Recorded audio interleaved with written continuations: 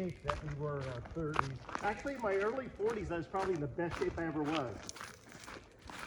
Yeah, you were pretty buff, dude. You still got it. You know, my arms were almost half again as big when I was working at the sign shop. I had the washboard stomach. Mm.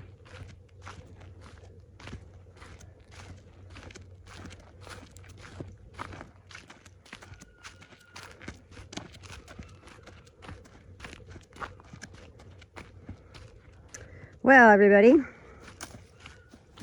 what do you all see here? These are large logs that Papa Bell here is going to talk a little bit about what he's currently doing Rehydrating. with all these logs, which are definitely going to be used for firewood, but why we ended up purchasing such a large amount. So, Papa Bell? And take a seat in the shade. Take a 5-minute break. Yeah, this is break time. Whew. Oh, the sun's in my eyes there. That's better. Okay, so we had a whole truckload of logs delivered, which is approximately 8 to 10 cords. All this wood is off my boss's property. He gave us the wood. So all we had to do was pay for the trucker to load it all up and bring it here. A whole lot easier than trying to cut up and split up and load in my truck at half a cord at a time versus having it all delivered here. Then we can cut and split. And because we got all this for free, except for the cost to have it delivered. And so a trucker to load it up on a truck and come here was $380. If that's 10 cords, that's approximately $38 a cord. Which some of this isn't the greatest firewood because it's pine. There's a mixture of pine, birch, and white fir, I believe. And there's more. There's another truckload waiting for us.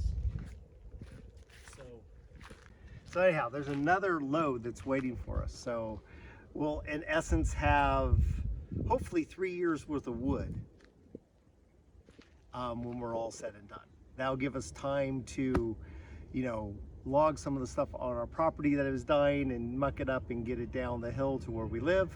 And also we can scavenge a little bit, you know, every year to keep on supplying us rather than having to work super hard at the end of every, you know, fall season right before winter to try and get enough wood for the season.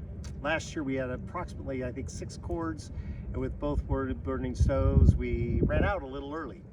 It stayed cool a little bit longer this year. So hopefully with 8 to 10 every year we'll be able to have some and then have a little bit to go towards the next year.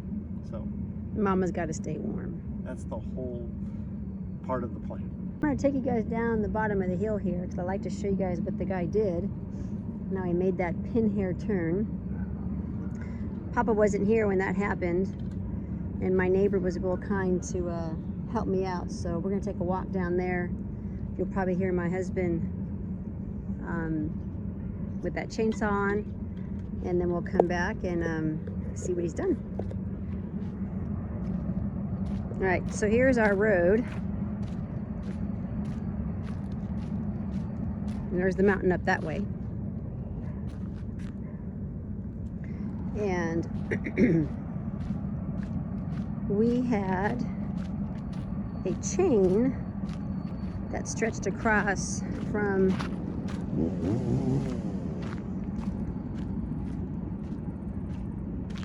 this post here to, there was a post right here.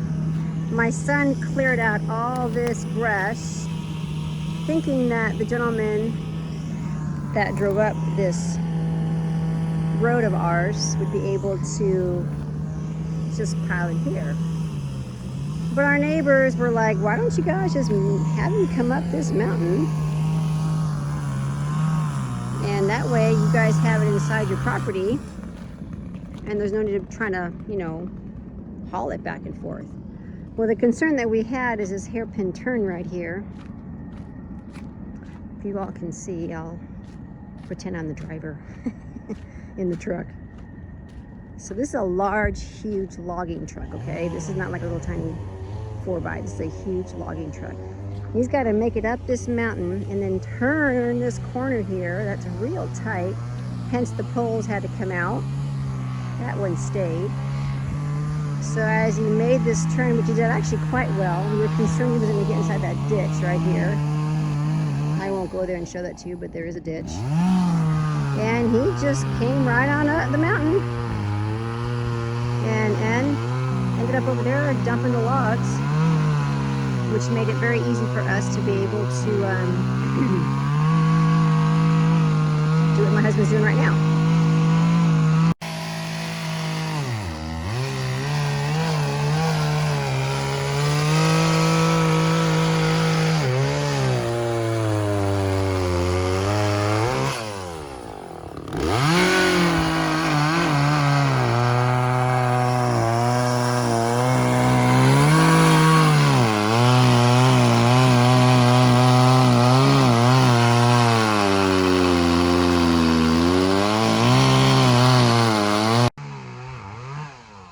So, it's really important that you have wood for the winter. This is our third winter on the mountain, and the last two we were a little shy. This year we're going to be good, and not only good for this year, but possibly put us into the following year, which is really awesome because Mama don't want to be cold in the winter. She likes the warm. And my husband and my boys, when we get them all together, have been helping us out. But for the most part, Papa Bell's been doing all the work. You saw in the beginning of the video, we had all those logs against the cabin. That's nothing. And you need way more wood than what you saw up there to keep this house warm, because we don't have a heater. Everything is off of a wood stove, and we had that type of heat back in California, so we understand what not the need, what's the word? We understand what it takes to keep a house warm. Here in North Idaho, it's a little different because we have a lot more colder months and there's more snow than the high desert. And so we have 3 levels compared to just 1 back in Cali. And so it takes a lot of heat to warm up the house. Now with 2 stoves on the property in the home, or the cabin, we have much warmth. But it takes double the amount to keep both stoves running, which technically it really does take that amount to keep that cabin warm and toasty. So it's no small fry stuff, y'all. Living off the grid is not an easy ride. You got to prepare in the summer months, early fall, for what is to come in the winter. You just can't sit idle. So we are so productively moving here in this time of the year because there's so much to do, because once winter hits, you're kind of like a bear in your den. You really can't go out. I mean, you can go out and you can have fun and, you know, ski and walk on the snow and snowboard and whatever, or cross country, which is something I would love to do. But working is real difficult. Everything is quiet and on a hiatus, sabbatical for a few months. You guys can still hear him. So I'm at the top of my property here, and down below, there he is. Y'all see him down there? Husband works very hard. To bring him home one day, a definite goal.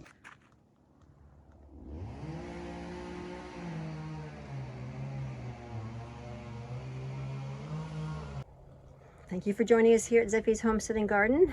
I pray you have a blessed day, and back to bed.